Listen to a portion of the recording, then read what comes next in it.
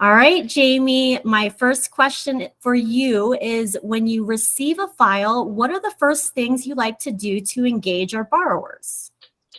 Like make sure I'm unmuted here. So the first thing that I do, no matter what, is a phone call. I think that a phone call, just on that initial reach out, is super important. It's your way of giving. I was gonna. It's your way of like just selling yourself and selling the company, right? Like you're the face of the company.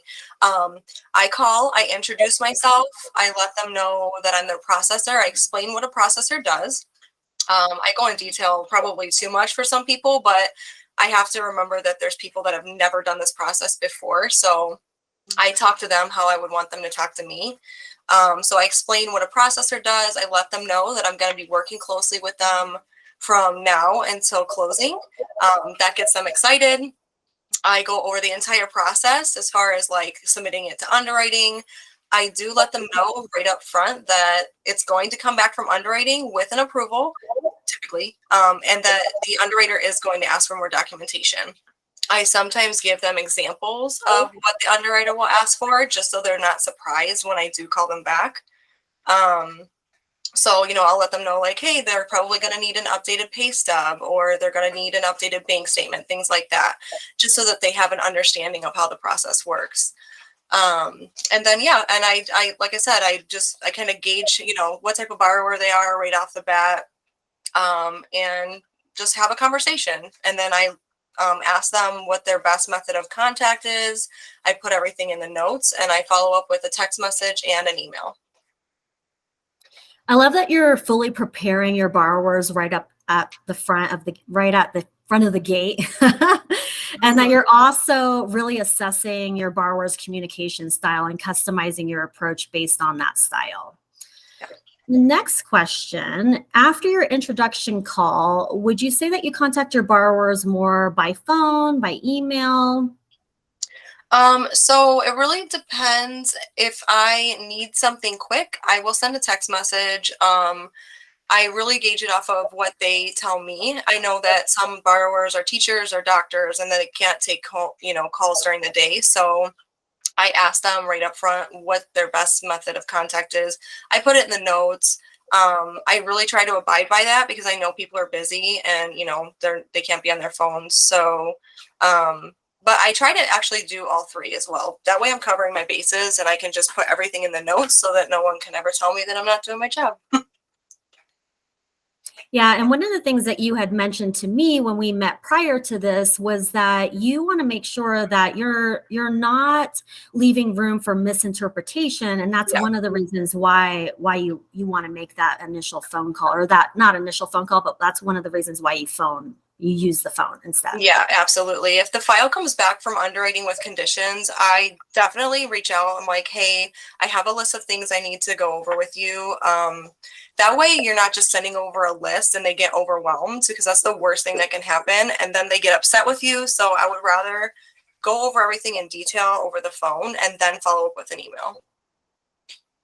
I love that. And I love that you also try to get a commitment of when they're going to provide you with the additional information right up the front. So you're asking them, hey, when is it that you can provide this information? Yeah, and then you're adding it to the calendar. Yeah. Setting expectations too, and just letting them know like, hey, especially if it's a purchase, right? Hey, I really want to get you closed. We need to work together. I'm going to be following up with you every couple of days. If you can take my call. If not, just shoot me a text. Let me know when's good for you. And then we can, work on moving forward. That's fantastic. Thank you. So what happens if you have a borrower that's unresponsive? So if they're unresponsive on my welcome call, I will leave them a voicemail, send a text, and then send an email. And then I will wait a day to let them respond to me. If I don't hear from them again, I'll do all three of those again, and I'll also loop in the loan officer. If they don't respond back to me after I've already heard from them and they were supposed to send me docs, I know people get busy, so I'll give them a day. And then I usually follow up, email, text, phone call. Hey, Mr. Borrower, you said that you were going to get me these. I know that you're probably busy, but is there any way that we can set aside some time to get these items in? I really don't want to delay your loan.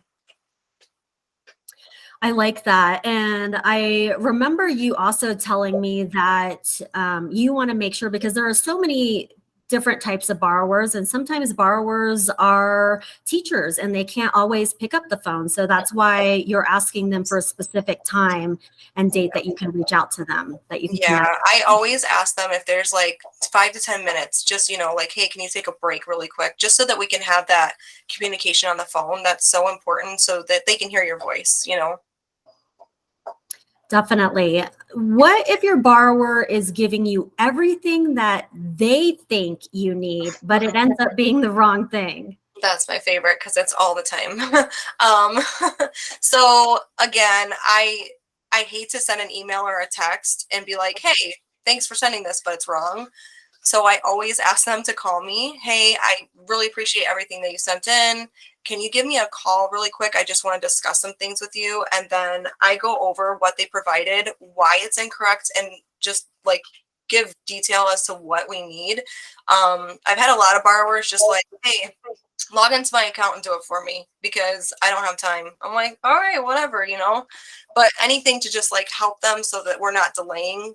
I mean, if I'm expecting docs from a borrower, I go in my file and I'm searching and searching. And if it's wrong, like right off the bat, I call them immediately because I want to fix it now instead of waiting because it's just going to delay the file. So, Right, absolutely.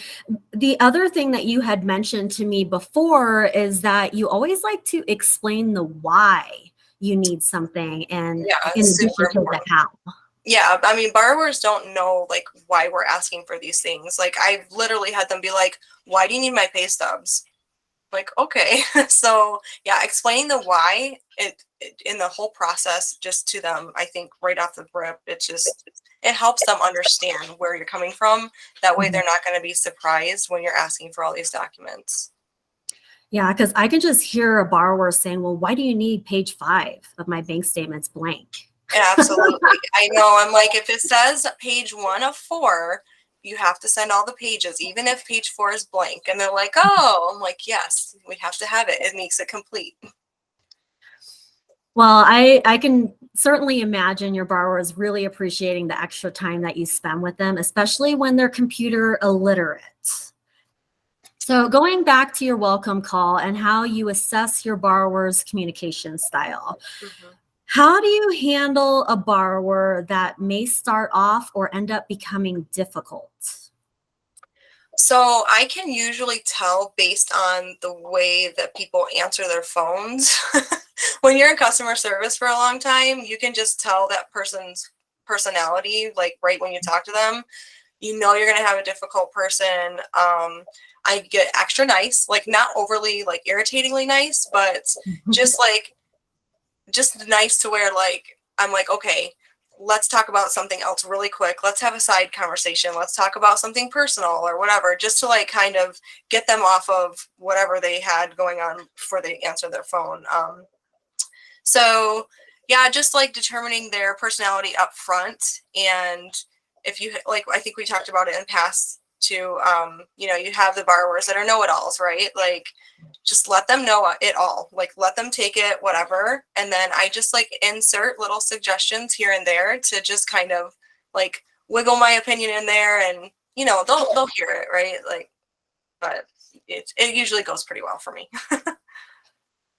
Yeah, one of the things that you mentioned to me was if you have that borrower that likes to take control of everything, I like to call them the micromanager. And I actually think of like Lego. Was that the Lego movie where he has the micromanager and they're inputting, Right. controlling everything? So you allow them to take control of the process while you're making the suggestions to them. Yeah, absolutely. I mean, it's just like if you were working with someone in the office, right? And you're not on the same wavelength. But you're going to get the job done. So you can't let that stuff affect the loan. And talk about if a borrower is just completely helpless. They can't do it.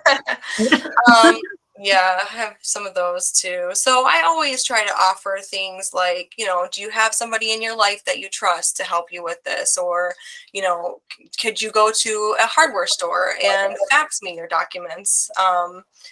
or your bank. Like I always recommend a bank. Banks will usually fax stuff over or email stuff over for their customers. So have a lot of borrowers do that.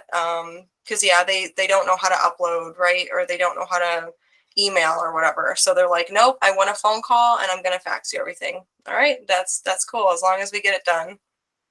Yeah, there are definitely options out there. And it really is so important to create a mental profile when you have that first conversation with your borrowers and be able to flex with how they communicate. I have one last question for you. How do you keep track of your borrowers' communication styles and when it's time to reach out to them? So I'm kind of old school, actually. I work out of my email, like 100%. Very like anal about that. I don't have over 5 emails in my email ever.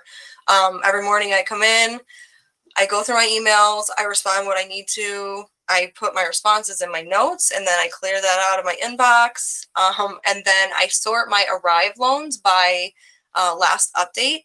And I go through the ones that are the oldest and update those. And then I go through by closing date. And then the ones that have the closing date closest, I update those because I know those are priority. And I also keep a notebook that I write everything down in. So if I'm on the phone, I'm taking notes, just so that I can remember my borrowers and also put things in my notes and arrive. And then, I'm always just jotting things down. Like I have like my still needs list in my notebook. I have like my list of things that I need to do. And then as I do them throughout the day, I check them off. And I still write out my grocery list on paper too. I love that. I really like that you only keep a handful of emails in your inbox. I'm the same exact way. And my husband, as you guys know, Nathan Einkorn is a branch manager. I looked at his email one time because I was trying to help him out with something, and he has thousands of emails in his inbox. I was like, oh my God. Yeah, no, I can't. And it helps me stay organized too. Like I have all my borrowers have folders and I put all the communications from each loan in there. It's just, I've done that forever. So very organized. I also like that you're old school and like to keep things in a physical notebook. Yeah.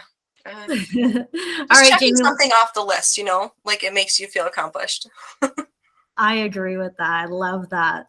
All right, Jamie. Well, thank you so much for going over your process. Your strong customer service skills provide your borrowers with the assurance that they're going to be well taken care of throughout the loan process. It increases their trust in you and you mortgage. It secures the relationships with our LOs, and you create clients for life. I appreciate you sharing your process and your best practices with us.